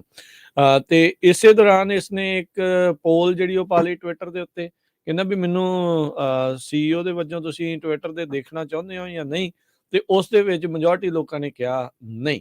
ਤੇ ਹੁਣ ਬ੍ਰੇਕਿੰਗ ਨਿਊਜ਼ ਸ਼ਾਇਦ ਇਹ ਆ ਵੀ ਇਹ ਸ਼ਾਇਦ ਟਵਿੱਟਰ ਦੇ ਹੈੱਡ ਦੇ ਵਜੋਂ ਜਿਹੜਾ ਉਹ ਸਟੈਪ ਡਾਊਨ ਜਿਹੜਾ ਉਹ ਕਰ ਸਕਦਾ ਹੈਗਾ, ਕਿਉਂਕਿ ਅਕਸਰ ਇੱਦਾਂ ਦੇ ਜਿਹੜੇ ਟਵੀਟ ਕਰਕੇ, ਇੱਦਾਂ ਦੇ ਜਿਹੜੇ ਉੱਥੋਂ ਪੋਸਟ ਪਾ ਕੇ ਤੇ ਜਿਹੜਾ ਉਹ ਲੈ ਲੈਂਦਾ, ਸਵਾਲ ਜਵਾਬ ਕਰਦਾ ਹੈ ਤੇ ਉਸ ਤੋਂ ਬਾਅਦ ਦੇ ਵਿੱਚ ਉਸ ਦੇ ਉੱਤੇ ਉਹ ਚਰਚਾ ਵੀ ਜਿਹੜੀ ਕਰਕੇ ਤੇ ਉਸ ਵਾਲੇ ਕੰਮ ਨੂੰ ਅੱਗੇ ਵਧਾ ਦਿੰਦਾ ਹੈ। ਸੋ ਹੁਣ ਦੇਖੋ ਟਵਿੱਟਰ ਦਾ ਅੱਗੇ ਭਵਿੱਖ ਕੀ ਹੋਊਗਾ। ਟਵਿੱਟਰ ਦਾ CEO ਰੈਂਡਮ ਲੋਕਾਂ ਤੋਂ ਇੱਕ ਹਿਸਾਬ ਦੇ ਨਾਲ ਪੁੱਛ ਰਿਹਾ ਵੀ ਮੈਂ CEO ਰਵਾਂ ਜਾਂ ਨਾ ਰਵਾਂ। ਤੇ ਪਰ ਹੁਣ ਲੋਕਾਂ ਨੇ ਉਸ ਦੇ ਵਿੱਚ 17 ਮਿਲੀਅਨ ਤਕਰੀਬਨ ਹਰਜੋਤ ਸਿੰਘ ਜੀ ਵੋਟਾਂ ਪਈਆਂ। 57% ਲੋਕ ਵੋਟਾਂ ਪਈਆਂ, ਇਹ ਨਹੀਂ ਵੀ ਲੋਕਾਂ ਨੇ ਜਾ ਕੇ ਪਾਈਆਂ। ਟਵਿੱਟਰ ਦੇ ਉੱਤੇ ਹੀ ਜਿਹੜੀ ਪੋਲ ਸੀਗੀ ਉਸ ਦੇ ਵਿੱਚ ਉਹਨਾਂ ਨੇ ਕੀਤੀਆਂ ਤੇ 57% ਲੋਕਾਂ ਨੇ ਕਿਹਾ ਵੀ ਇਸ ਨੂੰ ਸਟੈਪ ਡਾਊਨ ਕਰ ਦੇਣਾ ਚਾਹੀਦਾ ਆ ਤੇ 42% ਲੋਕਾਂ ਨੇ ਕਿਹਾ ਵੀ ਜਿਹੜਾ ਉਹ ਨਹੀਂ। ਤੇ ਨਾਲ ਹੀ ਉਸਨੇ ਲਿਖਿਆ ਸੀਗਾ ਵੀ ਜੋ ਵੀ ਇਸ ਪੋਲ ਦੇ ਨਤੀਜੇ ਆਏ ਮੈਂ ਜਿਹੜਾ ਆ ਉਸ ਦੇ ਵੱਲ ਨੂੰ ਹੀ ਕਰੂੰਗਾ। ਸੋ ਇੱਕ ਟਾਈਮ ਦੇ ਉੱਤੇ ਜਦੋਂ ਇਹ ਟਵਿੱਟਰ ਦੇ ਵਿੱਚ ਆਇਆ ਕਾਫੀ ਉਥਲ ਪੁਥਲ ਜਿਹੜੀ ਉਹ ਹੋਈ। ਅਜੇ ਤੱਕ ਵੀ ਜਿਹੜੀ ਹੈ ਹਰਜੋਤ ਸਿੰਘ ਜੀ ਚੱਲ ਰਹੀ ਆ। ਹੁਣ ਦੇਖੋ ਕੌਣ ਨਵਾਂ ਜਿਹੜਾ ਆਉਂਦਾ ਆ। ਅਜੇ ਇਹਨਾਂ ਨੇ ਬੋਰਡ ਆਫ ਡਾਇਰੈਕਟਰਸ ਤਾਂ ਹੋਰ ਸਾਰਾ ਕੁਝ ਵੀ ਜਿਹੜਾ ਉਹ ਨਹੀਂ ਬਣਾਇਆ ਹੋਇਆ। ਇਸੇ ਦੇ ਹੀ ਚੱਲਦੇ ਆ ਜਿਹੜਾ ਹਰਜੋਤ ਸਿੰਘ ਜੀ ਸੈਨੇਟਰ ਐਲਿਜ਼ਾਬੈਥ ਵਾਰਨ ਉਸ ਨੇ ਵੀ ਜਿਹੜੇ ਆਪਣੇ ਇਸ ਦੇ ਬਾਬਤ ਜਿਹੜੇ ਉਹ ਬਿਆਨ ਦਿੱਤੇ ਆ। ਉਹ ਕਹਿੰਦੇ ਵੀ ਜਿਹੜਾ ਟੈਸਲਾ ਦਾ ਬੋਰਡ ਆ ਉਸ ਨੂੰ ਜਿਹੜਾ ਉਸ ਨੂੰ ਉਹਨਾਂ ਨੇ ਚੇਤਾਵਨੀ ਦਿੰਦੇ ਹੋਏ ਕਿਹਾ ਵੀ ਮਸਕ ਨੇ ਜਿਹੜੀਆਂ ਲੀਗਲ ਡਿਊਟੀਜ਼ ਆ ਟਵਿੱਟਰ ਦੀ ਜਦੋਂ ਟੇਕ ਓਵਰ ਕੀਤੀ ਆ ਉਹ ਆਪਣੀਆਂ ਉਸਨੇ ਪੂਰੀਆਂ ਨਹੀਂ ਕੀਤੀਆਂ। ਇਸਨੇ ਐਲਿਜ਼ਾਬੈਥ ਵਾਰਨ ਨੇ ਜਿਹੜੀ ਚਿੱਠੀ ਲਿਖੀ ਆ ਟੈਸਲਾ ਦੇ ਬੋਰਡ ਨੂੰ, ਰੋਬਿਨ ਡੈਨਹੋਲਮ ਨੂੰ, ਤੇ ਕਹਿੰਦੇ ਵੀ ਜਿਹੜੇ CEO ਇਲਨ ਮਸਕ ਆ ਉਸਨੇ ਆਪਣੀਆਂ ਜਿਹੜੀਆਂ ਲੀਗਲ ਡਿਊਟੀਜ਼ ਆ ਉਹ ਪੂਰੀਆਂ ਨਹੀਂ ਕੀਤੀਆਂ ਹੈਗੀਆਂ। ਕਹਿੰਦੇ ਵੀ ਟੈਸਲਾ ਦੇ ਰਿਸੋਰਸਿਸ ਤੇ ਕਨਫਲਿਕਟ ਆਫ ਇੰਟਰਸਟ ਇਸ ਦੇ ਵਿੱਚ ਜਿਹੜਾ ਉਹ ਝਲਕਦਾ ਆ ਮਸਕ ਦੇ ਜਿਹੜੇ ਟਵਿੱਟਰ ਦੀ ਪਰਚੇਜ਼ ਆ ਉਸ ਨੂੰ ਜਿਹੜਾ ਉਹ ਲੈ ਕੇ। ਹੁਣ ਇਹਦੇ ਵਿੱਚ ਇੱਕ ਰਿਪੋਰਟ ਹਰਜੋਤ ਸਿੰਘ ਜੀ ਆਈ ਸੀ ਉਦੋਂ ਵੀ ਜਦੋਂ ਟੈਸਲਾ ਦੇ CEO ਨੇ ਟੇਕ ਓਵਰ ਕੀਤਾ ਸੀ ਟਵਿੱਟਰ ਦੇ ਵਿੱਚ, ਤੇ ਟੈਸਲਾ ਦੇ ਹੀ ਜਿਹੜੇ EMPLOYEES ਆ ਉਹਨਾਂ ਨੂੰ ਟਵਿੱਟਰ ਦੇ ਵਿੱਚ ਜਿਹੜਾ ਉਹ ਵਰਤਿਆ ਸੀਗਾ ਤੇ ਅਕੋਰਡਿੰਗ ਲੀਗਲੀ ਕਹਿੰਦੇ ਵੀ ਇਹ ਚੀਜ਼ ਅਲਾਉਡ ਨਹੀਂ ਹੁੰਦੀ। ਤੇ ਉਸੇ ਨੂੰ ਲੈ ਕੇ ਜਿਹੜਾ ਫੈਡਰਲ ਲੇਬਰ ਲਾਜ਼ ਨੂੰ ਲੈ ਕੇ ਹੁਣ ਐਲਿਜ਼ਾਬੈਥ ਵਾਰਨ ਜਿਹੜੀ ਆ ਇਸ ਮੁੱਦੇ ਨੂੰ ਜਿਹੜਾ ਉਹ ਚੁੱਕ ਰਹੀ ਹੈਗੀ ਆ। ਹੁਣ ਦੇਖੋ ਅੱਗੇ ਕੀ ਬਣਦਾ ਹੈ, ਟਵਿੱਟਰ ਦਾ ਭਵਿੱਖ ਕੀ ਹੋਊਗਾ, ਕਿੱਦਾਂ ਹੋਊਗਾ। ਪਰ ਜਿਹੜੀ ਲੋਕਾਂ ਨੂੰ ਉਹ ਗੱਲ ਸਭ ਤੋਂ ਘੱਟ ਰਾਸ ਜਿਹੜੀ ਆਈ ਹੈ ਵੀ ਜਿਹੜੇ ਦੂਜੇ ਮੀਡੀਆ ਦੀ ਲਿੰਕਸ ਵਗੈਰਾ ਜਿਹੜੇ ਉੱਥੇ ਪਾਏ ਜਾਂਦੇ ਆ ਵੀ ਉਸ ਦੇ ਉੱਤੇ ਜਿਹੜਾ ਇਸਨੇ ਰੋਕ ਲਗਾ ਦਿੱਤੀ ਸੀ। ਆਪਾਂ ਬ੍ਰੇਕ ਲੈਂਦੇ ਹਾਂ। ਬ੍ਰੇਕ ਤੋਂ ਬਾਅਦ ਕੁਝ ਖਬਰਾਂ ਵੀ ਗੂਗਲ ਜੋ ਕੰਪਨੀ ਆ ਕਹਿੰਦੇ ਵੀ ਸਭ ਤੋਂ ਜ਼ਿਆਦਾ ਯੂਜ਼ ਉਹਦਾ ਇੰਡੀਆ 'ਚ ਹੋ ਰਿਹਾ। 500 ਮਿਲੀਅਨ ਤੋਂ ਵੱਧ ਤੁਹਾਡੇ ਡਾਕਟਰਸ ਦੀ ਪ੍ਰਿਸਕ੍ਰਿਪਸ਼ਨ ਉਹ ਪੜ੍ਹ ਸਕਦੇ ਆ। ਸਵੀਡਨ ਨੇ ਇੱਕ ਜਰਨਲਿਸਟ ਦੀ ਐਕਸਟ੍ਰੈਡੀਸ਼ਨ ਤੇ ਰੋਕ ਲਾਈ ਹੈਗੀ ਆ। ਹੋਮ ਬਿਲਡਰਸ ਜਿਹੜੇ ਰੀਅਲ ਏਸਟੇਟ ਮਾਰਕੀਟ ਬਾਰੇ ਜਾਣਨਾ ਚਾਹੁੰਦੇ ਆ, 12ਵਾਂ ਮਹੀਨਾ ਲਗਾਤਾਰ ਹੋ ਗਿਆ ਹੋਮ ਬਿਲਡਰਸ ਦਾ ਸੈਂਟੀਮੈਂਟ ਡਾਊਨ ਆ। ਤੇ UC ਦੇ ਵਿੱਚ ਜਿਹੜੀ ਸਟ੍ਰਾਈਕ ਚੱਲਦੀ ਸੀ ਉਹ 32 ਦਿਨਾਂ ਬਾਅਦ ਖਤਮ ਹੋ ਗਈ ਆ। ਤੇ ਸੈਨ ਬਰਨਾਰਡੀਨੋ ਕਾਉਂਟੀ ਦੀ ਆਪਾਂ ਪਿਛਲੇ ਦਿਨਾਂ ਤੋਂ ਗੱਲਬਾਤ ਕਰਦੇ ਆ ਰਹੇ ਹਾਂ ਕਿਸ ਤਰ੍ਹਾਂ ਉਹ ਕੈਲੀਫੋਰਨੀਆ ਤੋਂ ਅਲੱਗ ਹੋਣਾ ਚਾਹੁੰਦੇ ਆ। ਇਹ ਸਾਰਾ ਕੁਝ ਆਪਾਂ ਬ੍ਰੇਕ ਤੋਂ ਬਾਅਦ ਡਿਸਕਸ ਕਰਾਂਗੇ।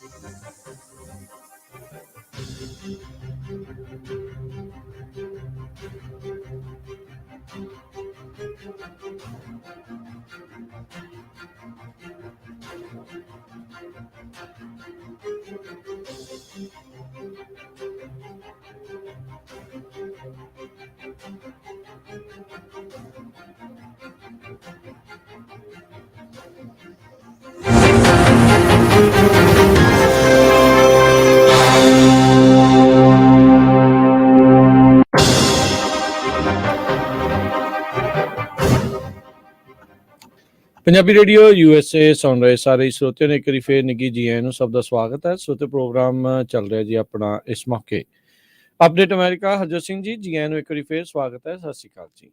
ਸਤਿ ਸ਼੍ਰੀ ਅਕਾਲ, ਧੰਨਵਾਦ, ਜੀ ਆਇਆਂ ਨੂੰ।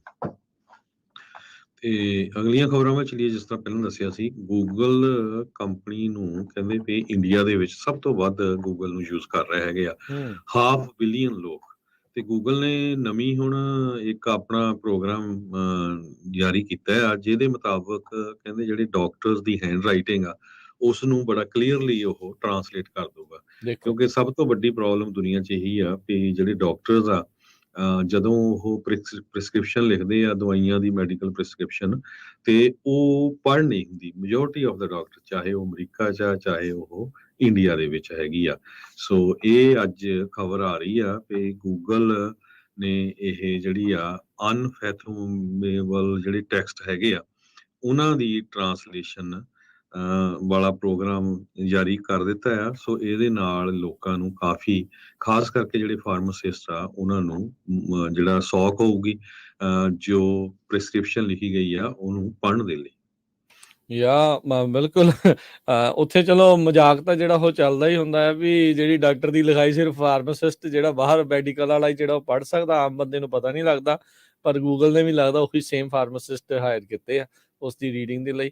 ਤੇ ਆਲਦੋ ਜਿਹੜਾ ਹਰਜੋਤ ਸਿੰਘ ਜੀ, ਇੱਥੇ ਅਮਰੀਕਾ ਦੇ ਵਿੱਚ ਤਾਂ ਕੌਣ ਕਿਹੜੀ ਦਵਾਈ ਇੱਦਾਂ ਲੈ ਰਿਹਾ ਆ ਇੱਕ ਦੂਜੇ ਨੂੰ ਇੱਦਾਂ ਪਤਾ ਨਹੀਂ ਲੱਗਦਾ। ਪਰ ਜਿਹੜੀਆਂ ਇਨਫੋਰਮੇਸ਼ਨ ਵਾਲੀਆਂ ਇਹ ਹੁਣ ਕੰਪਨੀਆਂ ਨੇ, ਇਹ ਵੱਡੀਆਂ ਬਿਗ ਟੈਕ ਕੰਪਨੀਜ਼ ਆ, ਇਹ ਸਾਰੀਆਂ ਇੱਦਾਂ ਦੇ ਕਾਨੂੰਨਾਂ ਦੀਆਂ ਧੱਜੀਆਂ ਉਡਾਉਣ ਦੇ ਵਿੱਚ ਜਿਹੜੀ ਉਹ ਅੱਗੇ ਵੱਧ ਰਹੇ। ਬਹੁਤ ਗੁਪਤ ਸੂਚਨਾ ਜਿਹੜੀ ਇਹ ਹੁੰਦੀ ਆ, ਬੜੀ ਇਨਫੋਰਮੇਸ਼ਨ ਆ, ਤੇ ਇੱਦਾਂ ਉਹ ਰੀਡ ਕਰ ਰਹੇ ਆ। ਹੁਣ ਇਹ ਨਹੀਂ ਪਤਾ ਵੀ ਉਹਦਾ ਇਵੈਂਚੁਅਲੀ ਉਹਨਾਂ ਨੇ ਕਿਸ ਲਿਹਾਜ਼ ਦੇ ਨਾਲ ਜਿਹੜਾ ਉਹ ਉਸ ਨੂੰ ਵਰਤਣਾ ਆ। ਗੂਗਲ ਆ, ਇਹਨਾਂ ਨੇ ਸੈੱਲ ਕਰਨੀ ਹੈ ਐਡਵਰਟਾਈਜ਼ਮੈਂਟ। ਉਹ ਦੱਸਣਗੇ ਵੀ ਭਾਈ ਇਹਨੂੰ ਆਹ ਬਿਮਾਰੀ ਆ, ਇਹਦੀ ਥਾਂ ਦੇ ਉੱਤੇ ਆਹ ਦਵਾਈ ਦੀ ਥਾਂ ਦੇ ਉੱਤੇ ਦੂਜੀ ਦਵਾਈ ਦੀ ਜਿਹੜੀ ਆ ਇਸ ਨੂੰ ਘੱਲੋ, ਤੇ ਮੇ ਬੀ ਉਹ ਦਵਾਈ ਲੈਣੀ ਜਿਹੜੀ ਉਹ ਸ਼ੁਰੂ ਕਰਦੇ ਨੇ। ਹੁਣ ਇੱਥੇ ਤਾਂ ਇੱਦਾਂ ਵੀ ਜਿਹੜੀਆਂ ਬਹੁਤੀਆਂ ਪ੍ਰਿਸਕ੍ਰਾਈਬਡ ਮੈਡੀਕੇਸ਼ਨ ਆ ਵਿਦਾਊਟ ਡਾਕਟਰ ਦੀ ਪ੍ਰਿਸਕ੍ਰਿਪਸ਼ਨ ਤੋਂ ਮਿਲਦੀਆਂ ਨਹੀਂ। ਉੱਥੇ ਤਾਂ ਆਪਾਂ ਨੂੰ ਪਤਾ ਹੀ ਆ ਵੀ ਕਿੱਦਾਂ ਜਿਹੜਾ ਮਾਹੌਲ ਜਿਹੜਾ ਉਹ ਚੱਲਦਾ ਆ। ਸੋ ਉਹ ਇਸ ਤਾਂਘ ਦੇ ਵਿੱਚ ਹੋਣੇ ਆ ਵੀ ਆਪਾਂ ਆਹ ਵਾਲੀ ਮਾਰਕੀਟ ਦੇ ਉੱਤੇ ਵੀ ਕਿਸੇ ਨਾ ਕਿਸੇ ਤਰੀਕੇ ਦੇ ਨਾਲ ਕਬਜ਼ਾ ਜਿਹੜਾ ਆ ਉਹ ਕਰ ਲਈਏ।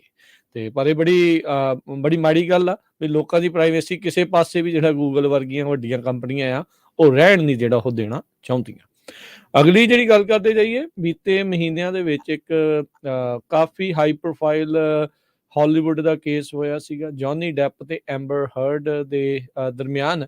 ਐਂਬਰ ਹਰਡ ਦੇ ਉਲਟ ਡੈਫੇਮੇਸ਼ਨ ਦਾ ਕੇਸ ਪਾਇਆ ਗਿਆ ਸੀ ਜੌਨੀ ਡੈਪ ਦੇ ਦੁਆਰਾ, ਜਿਸ ਦੇ ਵਿੱਚ ਉਸ ਦੀ ਜਿੱਤ ਜਿਹੜੀ ਉਹ ਹੋਈ ਸੀ। ਤੇ ਐਂਬਰ ਹਰਡ ਹੁਣ ਕਹਿੰਦੀ ਆ ਵੀ ਉਹ ਡੈਫੇਮੇਸ਼ਨ ਕੇਸ ਨੂੰ ਸੈਟਲ ਕਰਨ ਦੇ ਲਈ ਤਿਆਰ ਹੈਗੀ ਆ। ਇਸ ਤੋਂ ਬਾਅਦ ਦੇ ਵਿੱਚ ਉੱਥੇ ਜਿਹੜੀ ਹਾਰ ਤੋਂ ਬਾਅਦ ਦੇ ਵਿੱਚ ਐਂਬਰ ਹਰਡ ਨੇ ਕਿਹਾ ਸੀਗਾ ਵੀ ਉਹ ਇਸ ਫੈਸਲੇ ਦੇ ਉਲਟ, ਪਰ ਹੁਣ ਕਹਿੰਦੀ ਆ ਵੀ ਮੈਂ ਇਸ ਨੂੰ ਸੈਟਲ ਜਿਹੜਾ ਉਹ ਕਰਨ ਜਾ ਰਹੀ ਹਾਂ। ਤੇ ਮੇਰੀ ਅਮਰੀਕੀ ਜਿਹੜੀ ਜਸਟਿਸ ਡਿਪਾਰਟਮੈਂਟ ਆ ਉਹ ਤੋਂ ਜਿਹੜਾ ਭਰੋਸਾ ਜਿਹੜਾ ਆ ਉਹ ਉੱਠ ਚੁੱਕਾ ਹੈਗਾ ਆ। 2018 ਦੇ ਵਿੱਚ ਵਾਸ਼ਿੰਗਟਨ ਪੋਸਟ ਦੇ ਵਿੱਚ ਜਿਹੜੀ ਜੌਨੀ ਡੈਪ ਦੇ ਉਲਟ ਇਸਨੇ ਔਪੈਡ ਜਿਹੜਾ ਉਹ ਲਿਖਿਆ ਸੀ, ਉਹੀ ਆਧਾਰ ਜਿਹੜਾ ਆ ਉਹ ਬਣਿਆ ਸੀ ਇਸ ਡੈਫੇਮੇਸ਼ਨ ਕੇਸ ਦਾ। ਐਂਬਰ ਹਰਡ 36 ਸਾਲ ਜਿਸ ਦੀ ਆਪਣੀ ਉਮਰ ਆ, ਜੌਨੀ ਡੈਪ ਜਿਹੜਾ 59 ਸਾਲਾਂ ਦਾ ਆ। ਉਸ ਦੇ ਉਲਟ ਇਸਨੇ ਜਿਹੜੀਆਂ ਚੀਜ਼ਾਂ ਜਿਹੜੀਆਂ ਉਹ ਲਿਖੀਆਂ ਸੀਗੀਆਂ। ਸੋ ਫਰੀडम ਆਫ ਸਪੀਚ ਦੀ ਚਰਚਾ ਵੀ ਆਈ, ਫਰੀडम ਆਫ ਐਕਸਪ੍ਰੈਸ਼ਨ ਦੀ ਵੀ ਇਸ ਡੈਫੇਮੇਸ਼ਨ ਕੇਸ ਦੇ ਵਿੱਚ ਜਿਹੜੀ ਉਹ ਚਰਚਾ ਆਈ। ਪਰ ਇਵੈਂਚੁਅਲੀ ਜੂਰੀ ਨੇ ਇਹ ਫੈਸਲਾ ਦਿੱਤਾ ਵੀ ਐਂਬਰ ਹਰਡ ਨੇ ਜੌਨੀ ਡੈਪ ਦੀ ਜਿਹੜਾ ਨਾਮ ਆ ਉਸ ਨੂੰ ਬੇਸਿਕਲੀ ਇਸ ਦੇ ਵਿੱਚ ਬਦਨਾਮ ਕੀਤਾ ਹੈਗਾ ਆ, ਤੇ ਉਸ ਨੂੰ ਮਿਲੀਅਨਸ ਆਫ ਡਾਲਰ ਦਾ ਇਸ ਦੇ ਵਿੱਚ ਹਰਜਾਨਾ ਭਰਨ ਦੇ ਲਈ ਆਖਿਆ। ਜੂਰੀ ਨੇ $10 ਮਿਲੀਅਨ ਕੰਪਨਸੇਟਰੀ ਡੈਮੇਜ, $5 ਮਿਲੀਅਨ ਪੁਨਿਟਿਵ ਡੈਮੇਜ ਜਿਹੜੇ ਉਹ ਦਿੱਤੇ ਸੀਗੇ। ਤੇ ਹਰਡ ਨੂੰ ਜਿਹੜੀ ਐਂਬਰ ਹਰਡ ਆ ਉਸਨੂੰ $2 ਮਿਲੀਅਨ ਕੰਪਨਸੇਟਰੀ ਡੈਮੇजेस ਜਿਹੜੇ ਉਹ ਮਿਲਣੇ ਸੀਗੇ। ਸੋ ਹੁਣ ਕਹਿੰਦੀ ਆ ਵੀ ਉਹ ਸੈਟਲ ਕਰਨ ਜਾ ਰਹੀ ਆ ਜੀ। ਸਵੀਡਨ ਦੀ ਟੌਪ ਦੀ ਕੋਰਟ ਨੇ ਟਰਕਿਸ਼ ਜਰਨਲਿਸਟ ਨੂੰ ਐਕਸਟ੍ਰਾਡਾਈਜੇਸ਼ਨ ਤੋਂ ਬਲੌਕ ਕਰ ਦਿੱਤਾ ਹੈਗਾ ਆ। ਬੁਲੈਂਟੇ ਕੇਨਸ ਜੋ ਇਹ ਜਰਨਲਿਸਟ ਆ ਜਿਸ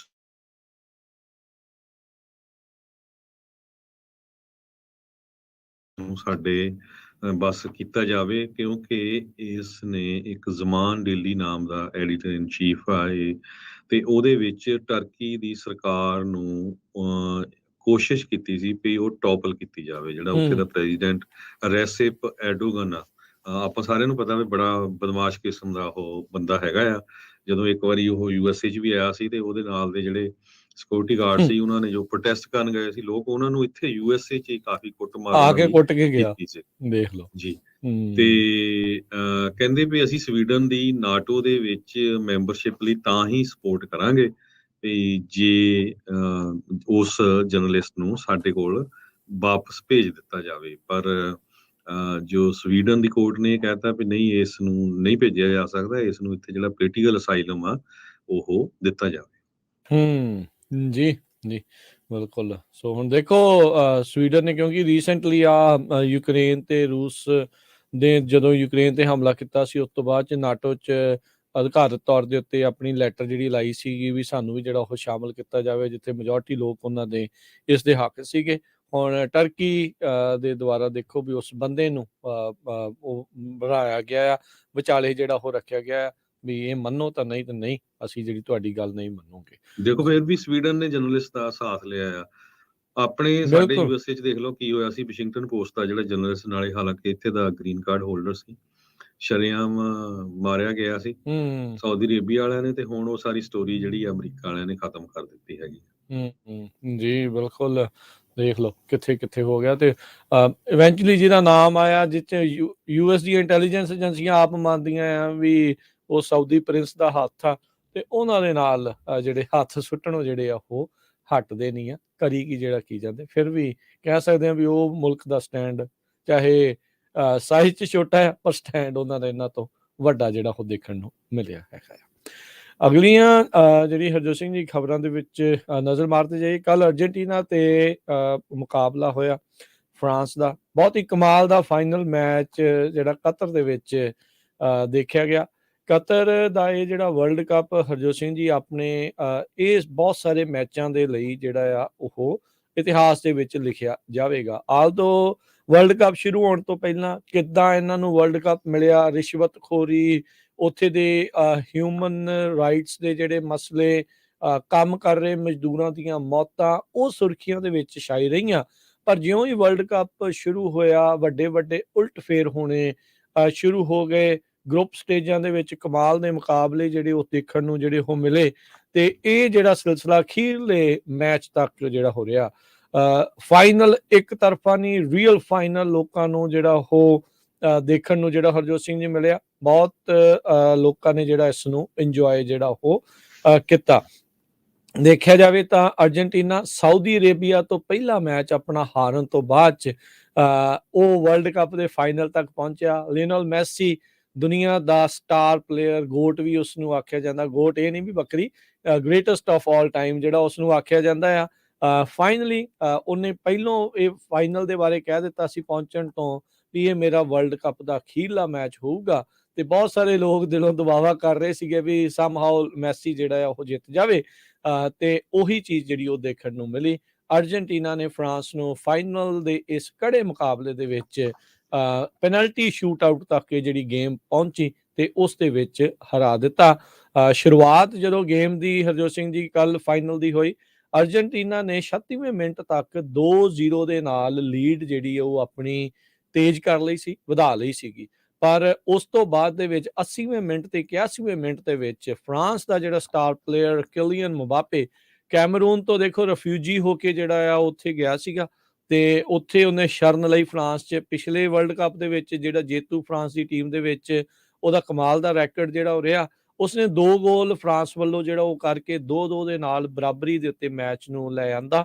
81 ਮਿੰਟ ਤੱਕ। ਫੁੱਲ ਟਾਈਮ ਹੋਇਆ 90 ਮਿੰਟ ਦੀ ਖੇਡਣ ਤੋਂ ਬਾਅਦ ਦੇ ਵਿੱਚ 2-2 ਦੇ ਉੱਤੇ ਗੇਮ ਬਰਾਬਰ ਰਹੀ। ਉਸ ਤੋਂ ਬਾਅਦ ਦੇ ਵਿੱਚ ਐਕਸਟਰਾ ਟਾਈਮ ਜਿਹੜਾ ਆ ਉਹ ਕੀਤਾ ਗਿਆ। 108ਵੇਂ ਮਿੰਟ ਦੇ ਵਿੱਚ ਮੈਸੀ ਨੇ ਇੱਕ ਹੋਰ ਦੂਸਰਾ ਗੋਲ ਵਰਲਡ ਕੱਪ ਦਾ ਆਪਣੇ ਵੱਲੋਂ ਉਦਣ ਕਰਕੇ 3-2 ਦੇ ਨਾਲ ਅਰਜਨਟੀਨਾ ਨੂੰ ਅੱਗੇ ਲੈ ਆਂਦਾ। ਤੇ ਫਿਰ ਐਕਸਟਰਾ ਟਾਈਮ ਦੇ ਬਿਲਕੁਲ ਜਿਹੜੇ ਮੁੱਕਣ ਦੇ ਉੱਤੇ ਜਦੋਂ ਪਹੁੰਚੇ ਸੀ 118ਵੇਂ ਮਿੰਟ ਦੇ ਵਿੱਚ ਮੁਬਾਪੇ ਨੇ 3-3 ਦੇ ਨਾਲ ਜਿਹੜਾ ਫਰਾਂਸ ਨੂੰ ਬਰਾਬਰ ਲੈ ਆਂਦਾ। ਦੁਨੀਆ ਦਾ ਪਹਿਲਾ ਪਲੇਅਰ ਬਣਿਆ ਜਿਹਨੇ ਵਰਲਡ ਕੱਪ ਫਾਈਨਲਸ ਦੇ ਵਿੱਚ ਹੈਟ੍ਰਿਕ ਮਾਰੀ, ਕਿਲੀਅਨ ਮੁਬਾਪੇ ਫਰਾਂਸ ਦੇ ਵੱਲੋਂ। ਬਹੁਤ ਨੌਜਵਾਨ ਜਿਹੜਾ ਉਹ ਪਲੇਅਰ ਆ।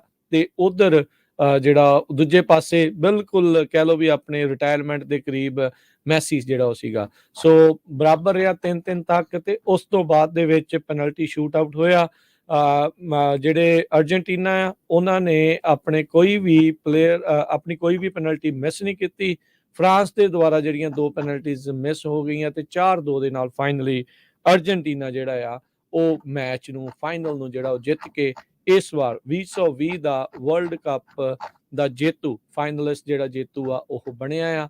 ਤੇ ਅਰਜਨਟੀਨਾ ਤੇ ਮੈਸੀ ਨੂੰ ਜਿਹੜਾ ਹੁਣ ਕਹਿ ਸਕਦੇ ਆ ਵੀ ਉਹ ਗ੍ਰੇਟੈਸਟ ਆਫ ਆਲ ਟਾਈਮ ਇਸ ਲਈ ਆਖਿਆ ਜਾਂਦਾ ਆ ਕਿਉਂਕਿ ਲਿਓਨਲ ਮੈਸੀ ਨੇ ਹਰ ਤਰ੍ਹਾਂ ਦੇ ਫੁੱਟਬਾਲ ਦੇ ਖਿਤਾਬ ਨੂੰ ਜਿਹੜਾ ਆ ਉਹ ਹੁਣ ਜਿੱਤ ਲਿਆ ਆ।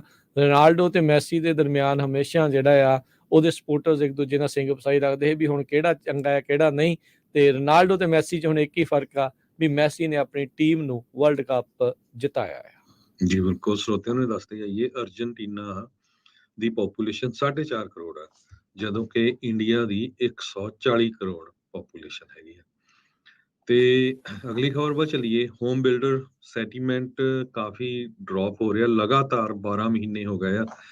ਤੇ ਜਿਹੜੇ ਬਿਲਡਰਸ ਆ ਨੈਸ਼ਨਲ ਐਸੋਸੀਏਸ਼ਨ ਆਫ ਬਿਲਡਰਸ ਉਹ ਕਹਿ ਰਹੇ ਆ ਵੀ ਇਦਾਂ ਦਾ ਅਸੀਂ ਸਿਚੁਏਸ਼ਨ ਹੁਣ 2012 ਸਾਲ ਤੋਂ ਬਾਅਦ ਦੇਖੀ ਹੈਗੀ ਆ।